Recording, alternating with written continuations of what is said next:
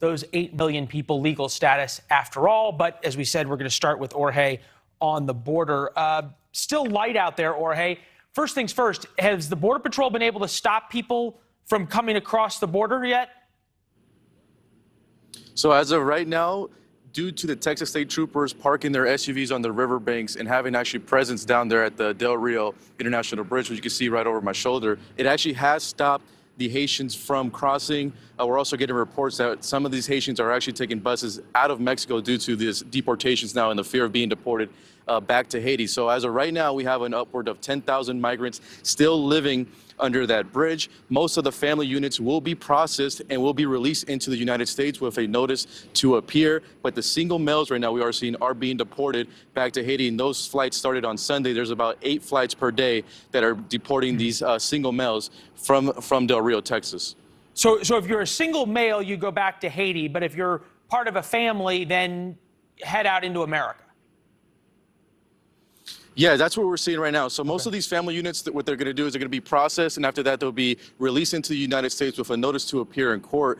The big problem with this is that notice to appear in court could actually not happen until up to 3 years, which, according to Border Patrol sources, most of the time, these migrants don't show up for that court order. So that's a big problem, and these conditions are horrible under there. COVID is not the only thing that they're scared of that might be spreading. There's other diseases as well. Just a few days ago, one of the Haitian women actually gave birth under the bridge, and she actually tested positive for COVID. So the situation is still a crisis under there, and the humanitarian conditions are horrible at this moment. Yeah, and certainly the idea that after being there, if you come as a family, that three years you can live in the United States, and then who knows what happens. Have you been able to talk to anybody in terms of how big of an incentive that idea of a notice to appear and a ticket anywhere in the U.S. is?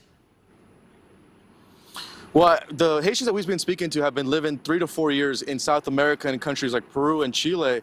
And for them, they are going to hopefully, they said that they hope to get some type of temporary protected status here in the United States. But as of right now, there is really no incentive to show up for that court order. And these family units know that they're going to be processed, they're going to be released into the United States. Now, the reason that we're actually seeing a large Texas State Trooper presence down at the bridge is, according to law enforcement, is that they're worried that some of the males might start to have some civil unrest when they find out that these flights are deporting them back into Haiti. So that's why we have a large law enforcement presence down on the bridges, to make sure no civil unrest happens between those migrants. Wow, what a volatile situation. Jorge, I don't know if you've seen the pictures yet of the Border Patrol agents on the horses down by the river. Have you gotten any? I know you've got great sources inside the Border Patrol. So far, the press secretary at the White House called the images, quote, horrific. There's been a huge backlash on Twitter and on cable news shows. Have any of the agents you've talked to provided any perspective there?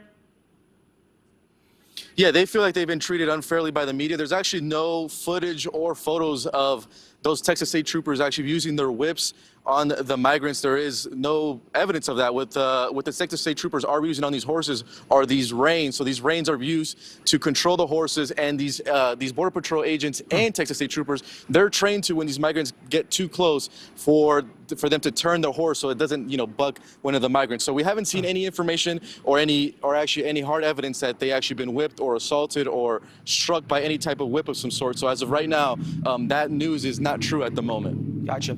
Jorge, I know you just got down there, and your reporting over the past couple of years speaks for itself. So as you collect more information, video over the next week, come show us, all right? Will do. Thank you, Leland. Thank you, Jorge. The pictures Jorge just talked about are costing political capital the White House just doesn't have to spend, as they try to ignore and pivot to passing a $3.5